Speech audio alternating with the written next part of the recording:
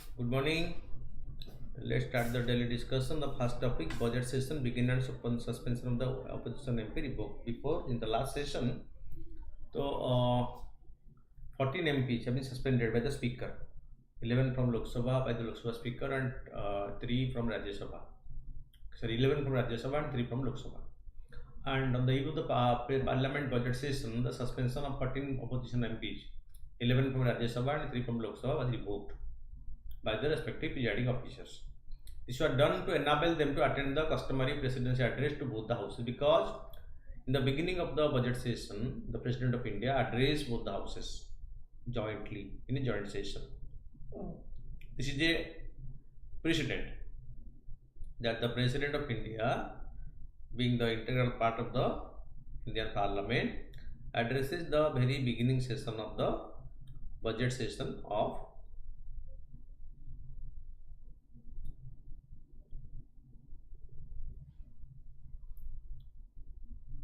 So to allow them to participate in the special session called the budget session, and which will be addressed by the President, the suspension order on the MP were revoked.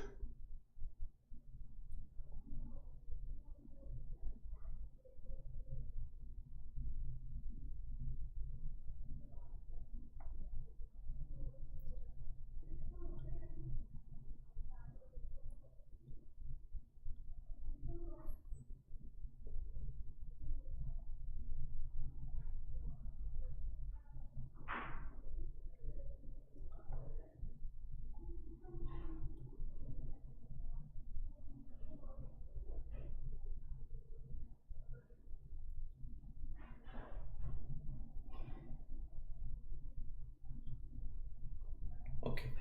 So this was done to enable them to attend the customary president's address to both the houses of the parliament.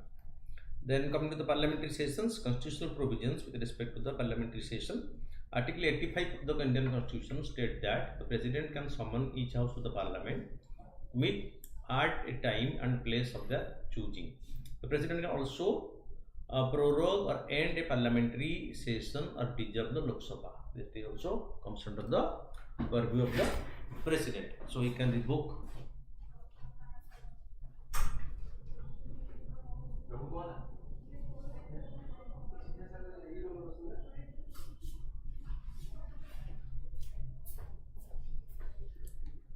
Okay. So constitutional provision with respect to the parliamentary session, Article 80 of the Indian Constitution states that the President can summon each house of the parliament to meet at a time and place of their choosing. The President can also prorogue or end a parliamentary session or dissolve the Lok Sabha. Power to convene a session of the Parliament. The central government has the authority to call for a session. The Cabinet Committee on Parliamentary Affairs, which includes several cabinet ministers, determines the date and number of sittings. After finalizing the session schedule, the President calls upon the Member of Parliament to convene for the upcoming session. The MP are informed about the number of sitting and other details about the tentative business of the House through the summons sent by the President. The timetable. The Constitution does not provide for a fixed number of sessions or day of sitting. However, 3 sessions are typically held each calendar year: the budget session, the monsoon session, and the winter session. Because provision is that there should not be a gap of more than 6 months between the end of one session and the beginning of another session. The gap should not be more than 6 months. So keeping that in view, so 3 sessions are arranged. One is the budget session, next comes the monsoon session. Budget session is the longest one, followed by the monsoon session, and next comes the winter session, which is the shortest one.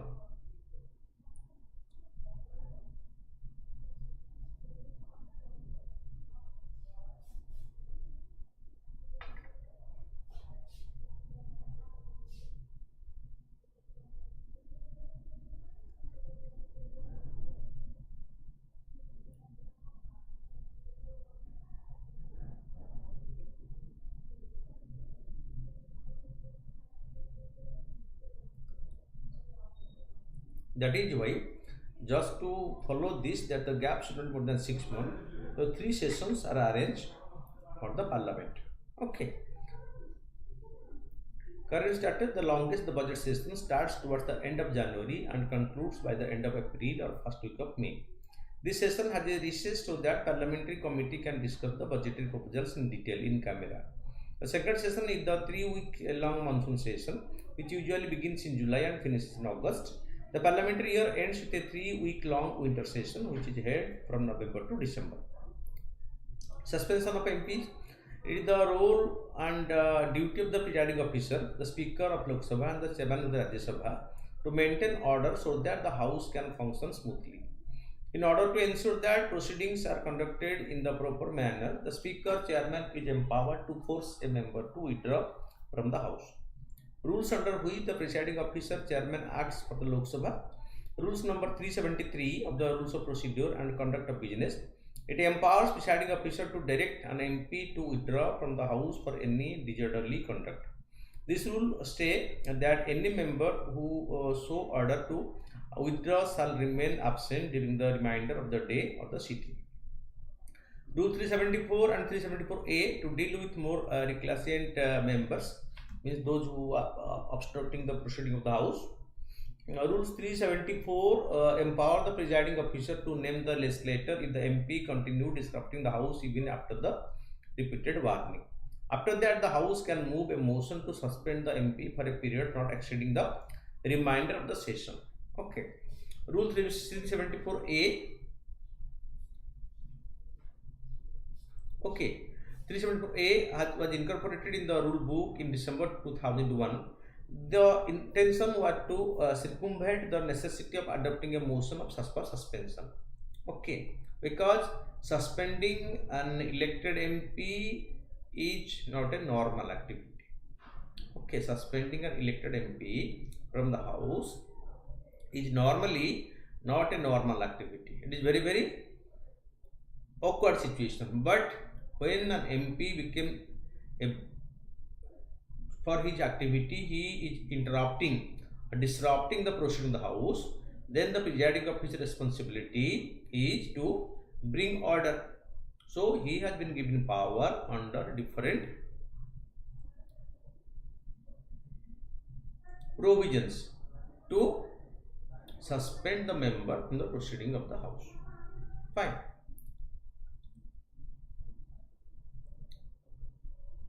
For Rajya Sabha, Rule 255 of the Rules Book of Rajya Sabha, it empowers the Chairman of Rajya Sabha to direct any member to withdraw immediately from the House for any disorderly conduct.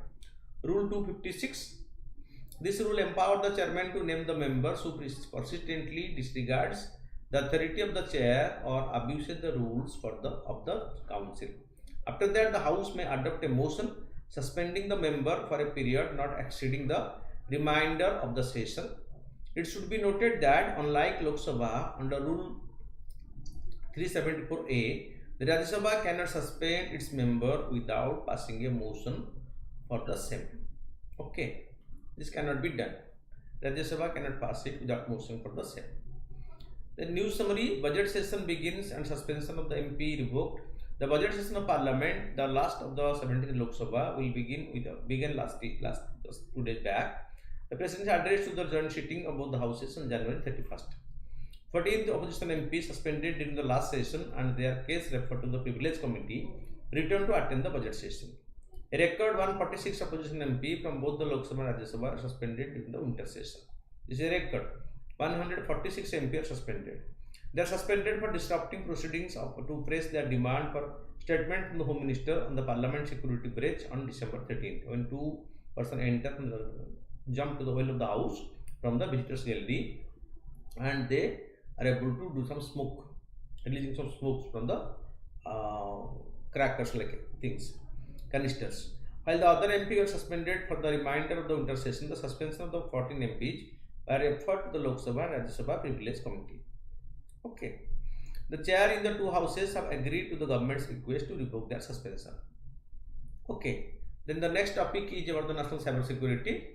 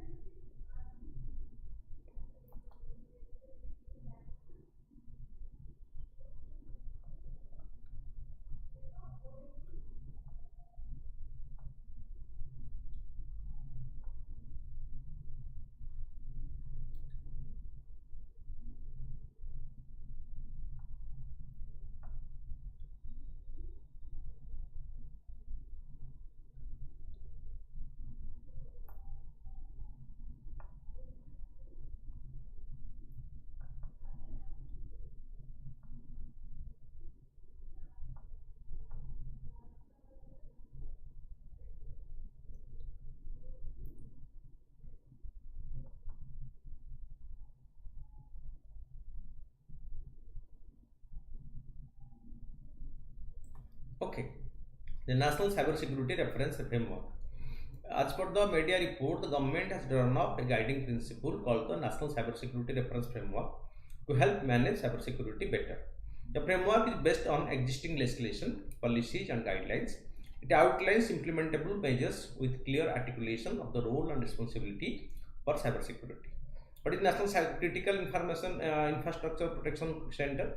The NCIIPC is a government organization that protects critical information infrastructure for the public. It was established in 2014 and is based in New Delhi. The NCIIP's mission is to protect critical information infrastructure from unauthorized access, modification, use, disclosure, disruption, incapacitation, or destruction. It also provides advice to reduce the vulnerabilities of critical information infrastructure from cyber terrorism, cyber warfare, and other threats.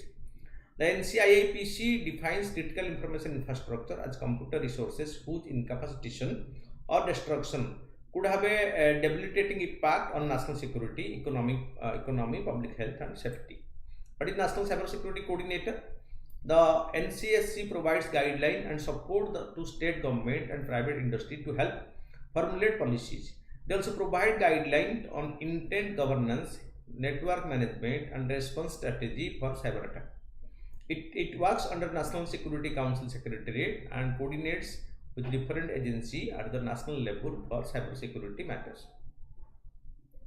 News summary overall of cyber security framework. The government has drawn up the National Cyber Security Preference Framework.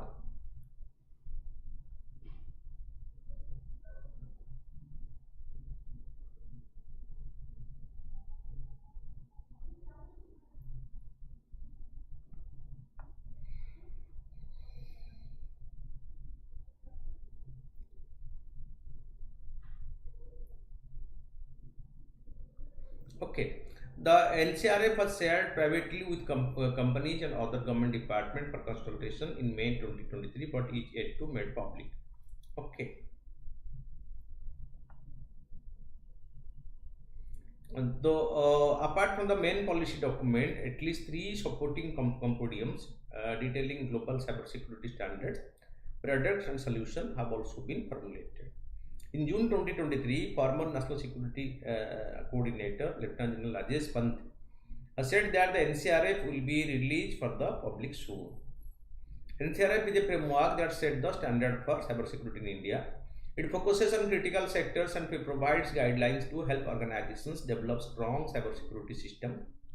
The NCRF can serve as a template for critical sector entity to develop their own governance and management system.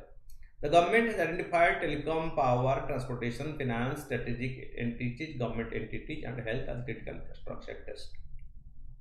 Institutions involved in framing the framework.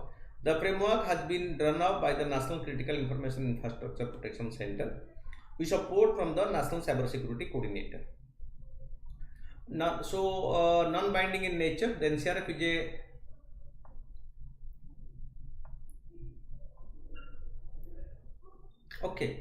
guideline, meaning that its recommendations will not be binding, so non-binding in nature. Separate budget allocation. It recommends that enterprises allocate at least 10% of their total IT budget towards cybersecurity. Such allocation is to be mentioned under a separate budget head for monitoring by the top level management board of directors. Evolution of ways to use machines to analyze data from the different sources. The framework might suggest that national nodal agency evolve platforms and processes for machine processing of data from different entities. This could help check if audits are done properly and rate auditors based on their performance. Greater power to the regulators. The NCRF might suggest that regulators overseeing critical selection can set rules for information security, define information security requirements to ensure proper audit, effective information security management system. The regulators may also need to access sensitive data and deficiencies related to the operation in the critical sector. Hence, they also should need to have an effective information security management system instance. Then the common but differentiated responsibility. The next, so the policy is based on the CBDR approach, recognizing that different organizations have varying levels of cybersecurity, because it's not a common fit for all approach.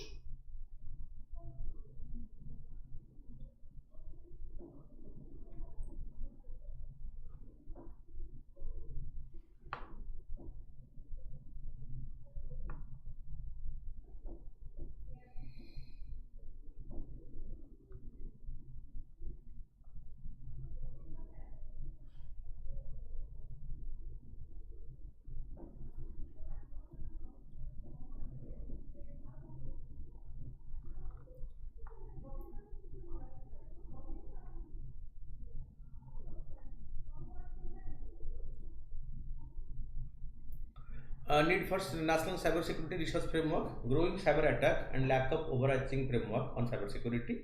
India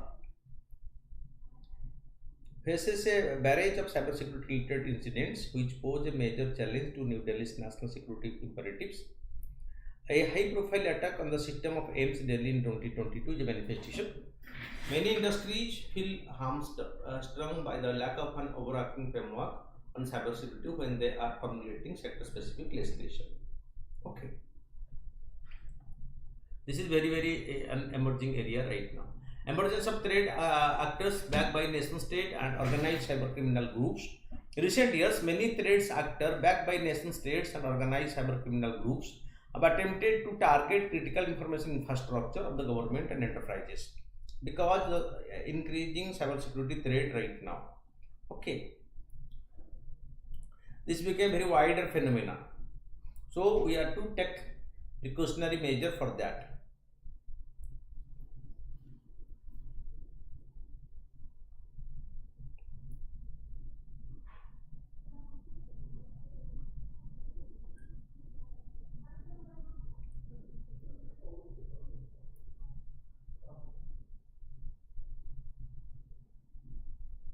Okay.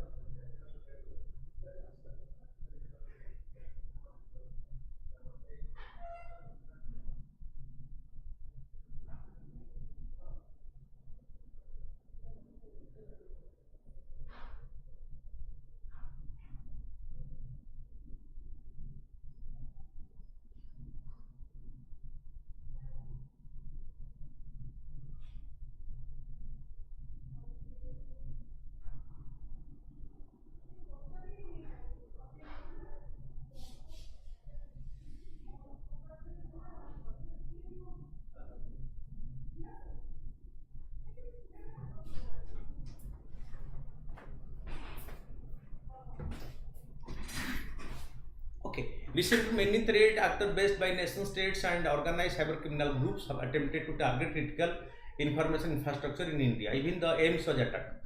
In addition, availability of cyber attack service has reduced the entry threshold of new cyber criminals, thus increasing the exposure to individuals and organizations.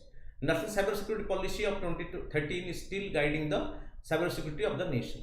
The current guiding framework on cybersecurity for the critical infrastructure in India comes from the National Cybersecurity Policy of 2013. From 2013 till 2023, the world has changed as new threats and new cyber organizations have emerged, calling for new strategies.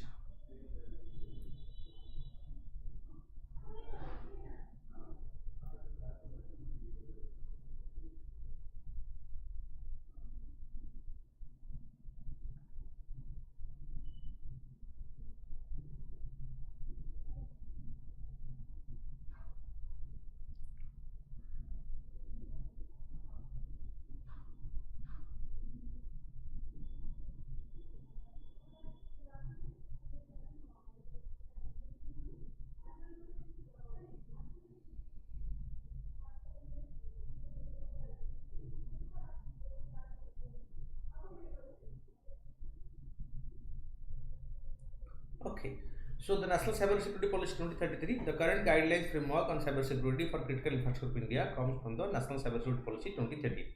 From 2013 till 2023, the world has changed as new threats and new cyber organizations have emerged calling for new strategies from our own country. Okay, then the next is the All India Survey on Higher Education 21-22. The Ministry of Education, Government of India released the All India Survey on Higher Education report 2021-22. Okay, about the All India Survey on Higher Education, the All India Survey on Higher Education report has been published by the Ministry of Education since 2011 to portray the status of higher education in the country. This is the whole objective of this plan.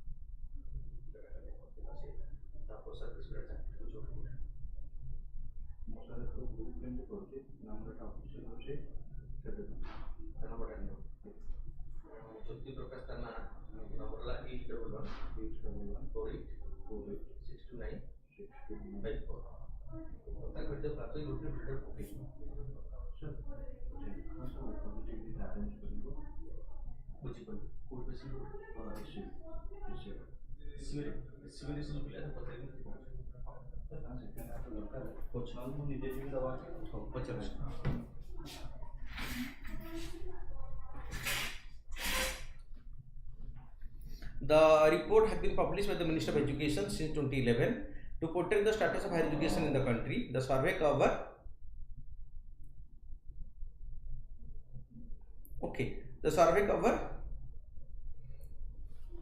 all institutions in the country engaged in imparting higher education. Data is being collected on several parameters such as teachers, student enrollment, programs, examination results, education, finance and infrastructure. So these are the parameters on which this evaluation is done. Indicator of educational development such as institution density, gross enrollment ratio, people teacher ratio, gender parity index per student expenditure will also be calculated from the data collected through this. Right. For the purpose of this survey, higher education is defined as education that is obtained after completing 12 years of schooling or equivalent. Beyond that is called higher education. Highlight of this report, in 21-22, the overall gross enrollment ratio in higher education for the age group of 18 to 23 years increased to 28.4% from 27.3% in 2021, 23.7% in 2014-15, the base year. Female gross enrollment ratio increased to 28.5% in 2021-22 from 27.9%. Okay, so both in male and female it has increased. The gross enrollment ratio and for the scheduled caste and scheduled tribe students also increased by around 2% in 2020-21. The gross enrollment ratio for the scheduled SC students was 25.6%, ST was 23.4%, while in 21-22 it increased to 27.2 and 25.8 respectively.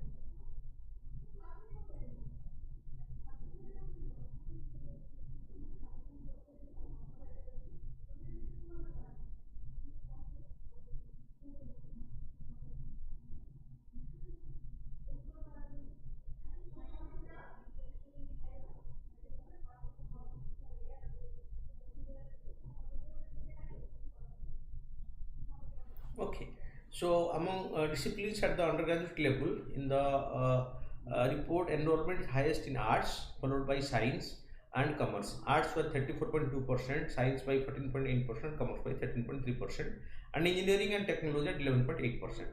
Among streams at postgraduate level, the report says maximum students are enrolled in social science 21.1%, followed by science which is 14.7%. Government university constitute 58.6% of the total university, contribute 73.7% of total enrollment, and private universities account for 26.3% of the total enrollment.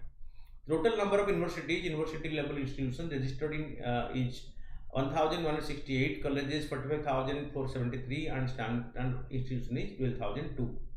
As per the survey, the total number of faculty teachers in 2021 is 15.98 lakhs, of which about 55.6% are male and 43% are female. That means, if you check the number of female teachers in our country, it is also on an increasing trend, and more female are joining in the teaching stream in the higher educational institutions. This is a good sign.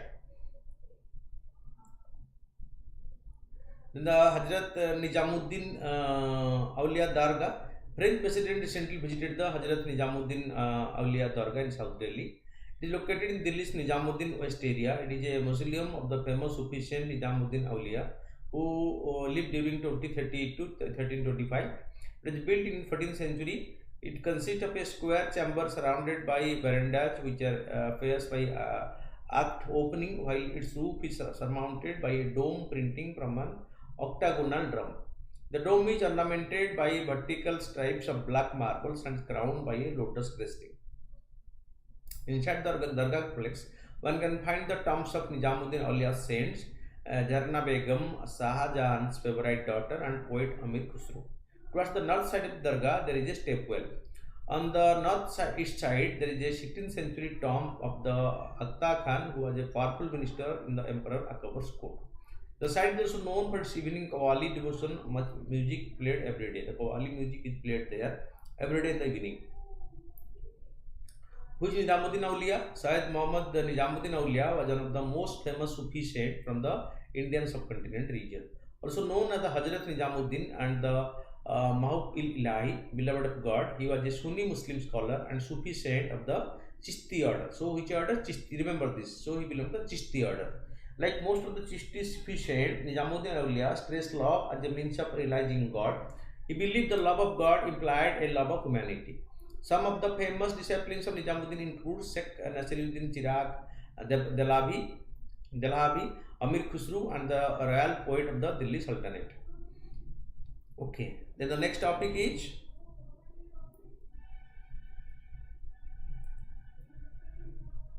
the mitochondrial coxilla effect.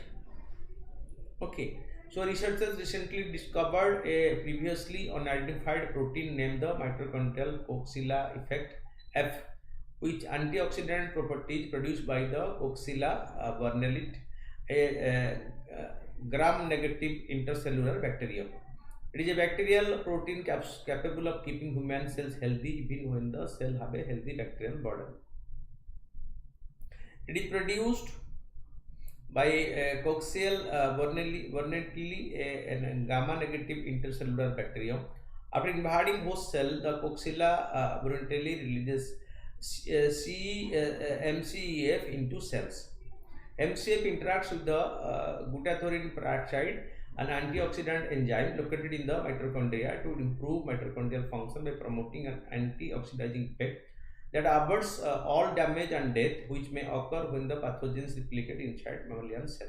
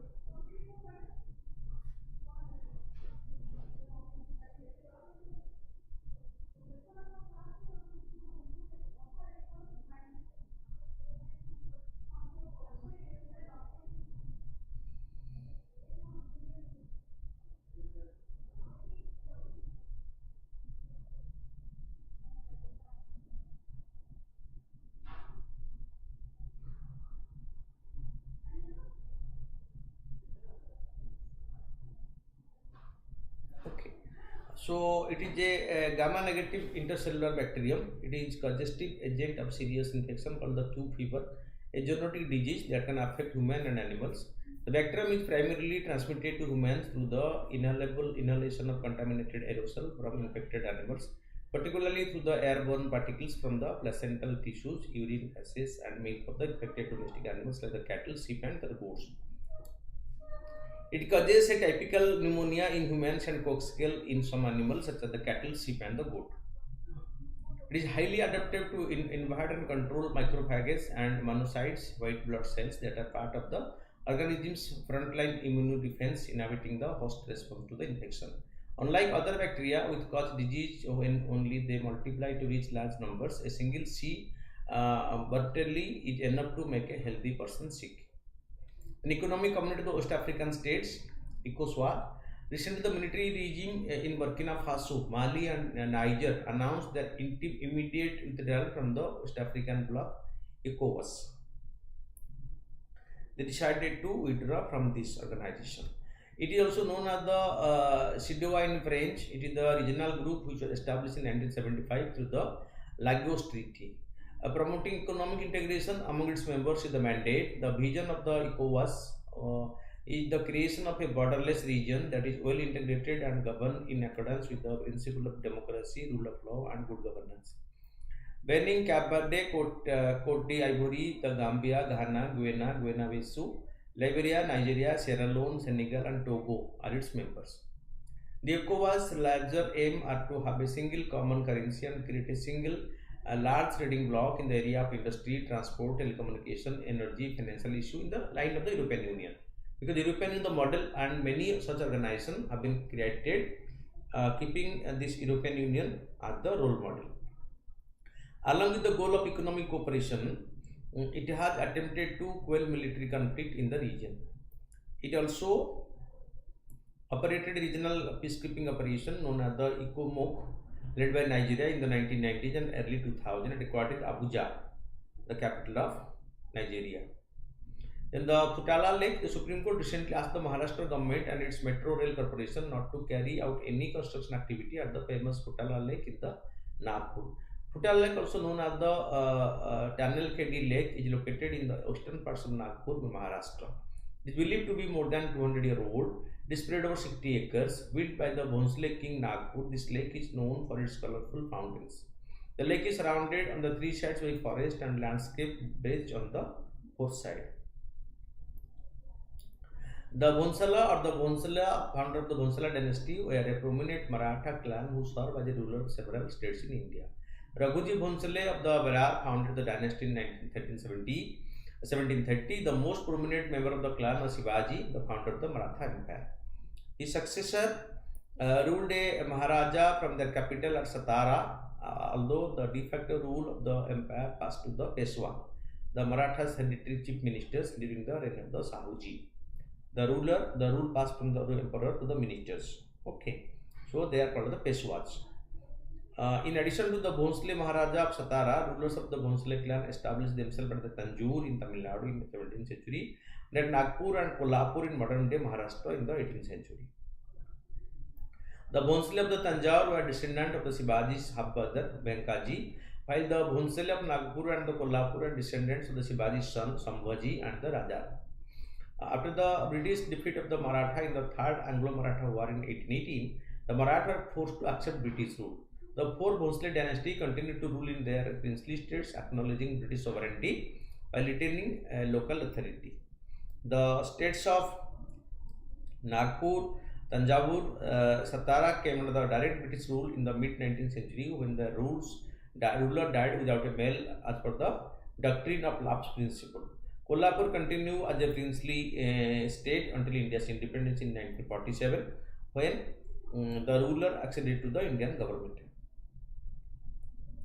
Then coming to the question answer, discuss the key component of probity in governance and their significance in fostering ethical and transparent administration.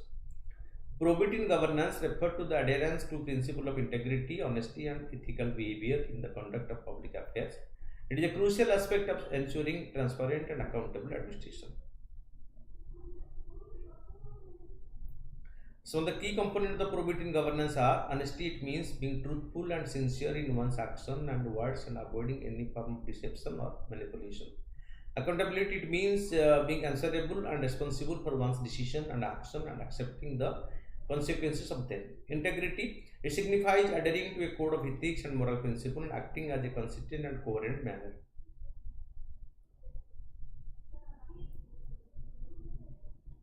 Compassion, it reflects being empathetic and caring towards people, especially the vulnerable, marginalized section of the society.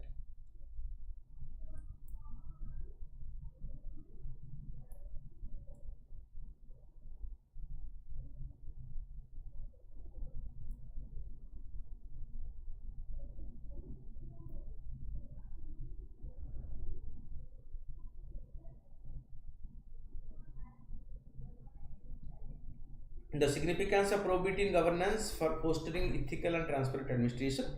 It helps preserve the confidence and trust of the public in the government and its institutions and enhances the legitimacy and credibility of the governance system.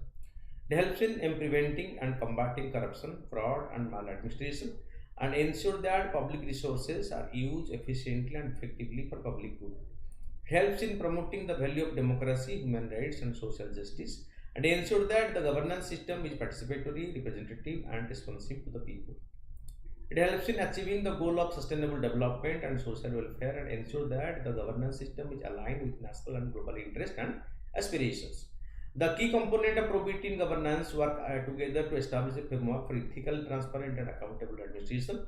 By upholding these principles, government can build public trust, promote good governance, and create a positive and sustainable relationship with their citizens.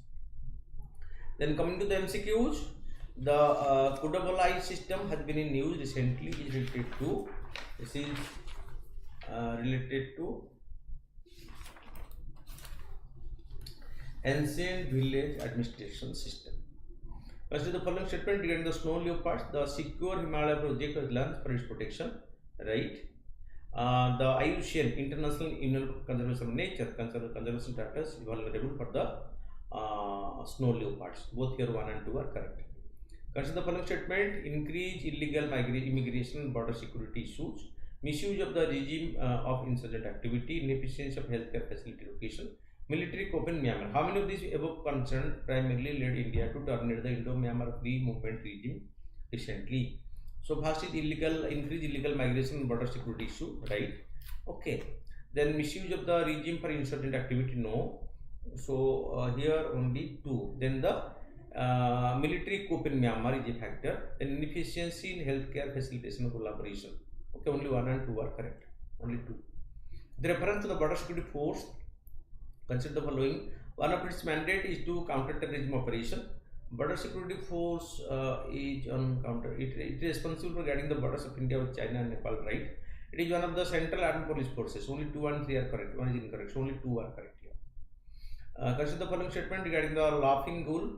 Laughing ghoul is a migratory bird from North America. Recently, it was sighted in the first time in the India in the northeastern parts of country, right? It is known as the langur ghoul due to unique langur-like calls. So 1 and 2 are correct. Only 2. The corruption percent index published by the Amnesty International. Consider the following statement regarding the electronic soil, e-soil. E-soil can be electrically conductive growth substrate derived from cellulose and a conductive polymer. That is right. E-soil work by the electric stimulus plant root, right? It is not compatible with the hydroponics, no. So 1 and 2 are correct. India and France have established a Indo-Pacific Trilateral Development Cooperation Fund for sustainable solution in the region. That is right. Recently, India first edition of the maritime partnership exercise was carried out between India and France and the United Arab Emirates in the Gulf of Oman. So both 1 and 2 are correct. The Bitrome, also known as the bear cat, is native to South and Southeast Asia, right? The Bitrome is an omnivorous carnivore, right? The small clawed otter is listed in the Schedule 2 of the Wildlife Reserve of 1972. Here 1 and 2 are correct, 3 is incorrect. Which of the following statement are correct about the Dhimsa dance? It is associated with the state of Andhra Pradesh in India, right? It is performed by the indigenous Koya tribe. That is also right. Only women participating in the Dimsa dance. No, wrong. This dance is not accompanied by percussion instruments. So only 1 and 2 are correct. 3 and 4 are incorrect. So keep watching regularly. Update yourself on a daily basis. Thank you.